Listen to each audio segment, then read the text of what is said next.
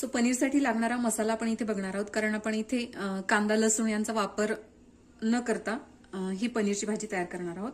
यासाठी मी इथे घेतलेलं आहे खोबरं, तीळ, धणे, मगजबी. तर यांचं आपल्याला कोरडंच वाटण तयार करून घ्यायचं आहे. सो ऑलरेडी मी इथे वाटण तयार करून घेतलेलं आहे. आणि अगदी थोडंसं 1 चमचा बेसन पीठ. तर सर्वात आधी आपण इथे कढईमध्ये तेल घेतलेलं आहे. तेलाचं प्रमाण तुमच्या आवडीनुसार कमी अधिक इथे करू शकता. तर यामध्ये आपण हे पनीरचे तुकडे तळून घेणार आहोत.